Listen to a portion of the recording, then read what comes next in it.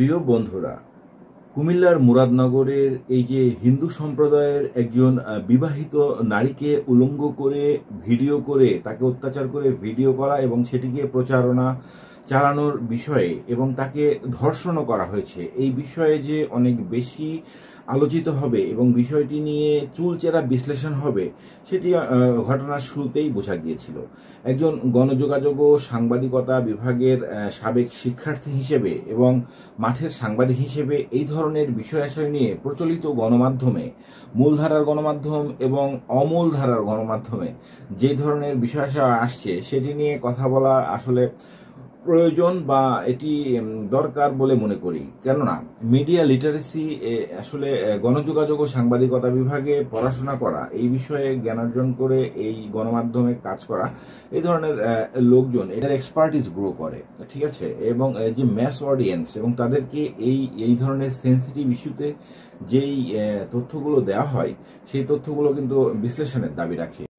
বন্ধুরা, বাজারে প্রচলিত বা ভিউখোর বা হিটখোর এই ধরনের টেন্ডেন্সিতে এই যে নারী ঘটিত একটি বিষয় এবং উলঙ্গ করে নির্যাতনের ভাইরাল ভিডিও, সেটি নিয়ে যে বিভিন্ন ধরনের অলৌকিক ঘটনার অবতারণা হবে সেটিও কিন্তু খুবই স্বাভাবিক ঘটনা। বাংলাদেশের মতো এই ধরনের সমাজ ব্যবস্থায় এই বিষয়টি আসলে ঘটবেই, এটি হাইপোথেটিক্যালি 100% একটি সত্য কথা। তার বাইরেও মূলধারার গণমাধ্যম যমুনা টেলিভিশনে খুব সুন্দর একটি রিপোর্ট করেছে, সেখানে বস্তুনিষ্ঠ রিপোর্ট করেছে এবং ইনফরমেশনগুলো কিন্তু মানে প্রয়োজনীয় ইনফরমেশনই দিয়েছে। কিন্তু এই রিপোর্টটির লিঙ্ক আমি দিয়ে দেবো, সেই রিপোর্টটি আপনারা দেখবেন।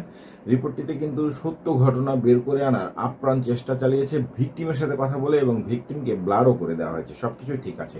কিন্তু এই রিপোর্টটি দেখলে সবচেয়ে আগে যেই ঘটনাটি একজন গণযোগাযোগ সাংবাদিকতার একজন শিক্ষার্থী হিসেবে এই বিষয়টিকে মনে হয়েছে যে এটি আসলে সুইডেন, ফিনল্যান্ড, নরওয়ে বা স্ক্যান্ডিনেভিয়ান যেসব মঙ্গল রাষ্ট্র বা ওয়েলফেয়ার স্টেট রয়েছে তাদের কোনো একটি গ্রামে এই ধরনের ঘটনা ঘটলে যেই লিটারেসি বা যেই ল্যাঙ্গুয়েজে কথা বলতে হয় এই বিষয়টি সে তেমন মনে হয়েছে।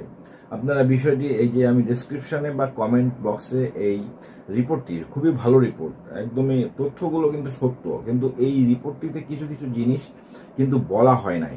বাংলাদেশের সমাজ বাস্তবতায় এই ধরনের মানে সামাজিক প্রেক্ষাপটে বিবাহিত একজন নারীর উলঙ্গ ভিডিও, সেই ভিডিও মানে কিভাবে এই ধরনের দুঃসাহস কেন সৃষ্টি হয়, তার জন্য ব্যাকগ্রাউন্ড ইনফরমেশনের জন্য যেসব খুবই প্রয়োজনীয় তথ্য একদম সুকৌশলে এড়িয়ে চলা হয়েছে এই রিপোর্টটিতে, যমুনা টিভির এই রিপোর্টটিতে, সেটি আসলে আপনারা একটু খেয়াল করলে বুঝতে পারবেন যেখানে কিছু কিছু শব্দ বা কিছু কিছু তথ্য কিন্তু আড়াল করা হয়েছে।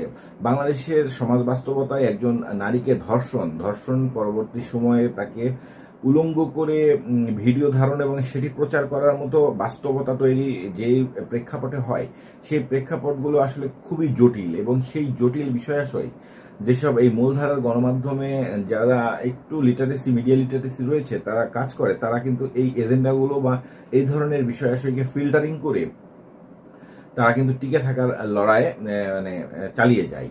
ঠিক একই কাহিনী কিন্তু এই যে 5 আগস্ট পরবর্তী বাংলাদেশ অর্থাৎ স্বৈরাচারী শেখ হাসিনা বা ফ্যাসিস্ট শেখ হাসিনার আমলেও মিডিয়াকে এই ধরনের কৌশলগুলো অবলম্বন করতে হয়েছে, বাদ দিতে হয়েছে অত্যন্ত প্রয়োজনীয় অনেক শব্দ, যেসব শব্দের পিছনে অনেক সেটিকে বিশ্বাসযোগ্য করে তোলার জন্য অনেক বেশি ভূমিকা পালন করে থাকে।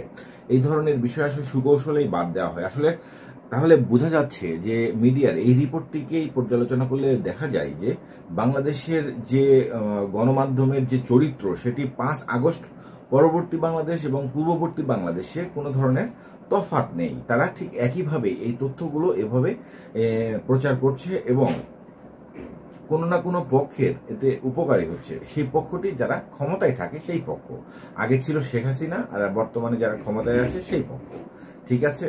এই বিষয়ে আসলে এটি আর এই রিপোর্টটির অন্যান্য তথ্য, বেশিরভাগ তথ্যই কিন্তু আমার কাছে একজন সিনিয়র সাংবাদিক হিসেবে সত্য মনে হয়েছে। আপনাদের কাছে কি মনে হয়েছে রিপোর্টটি দেখে আপনারা জানাতে পারেন বা থাকলেও সেটিও দেখতে পারেন। ভালো থাকবেন, সুস্থ থাকবেন, সাবধানে।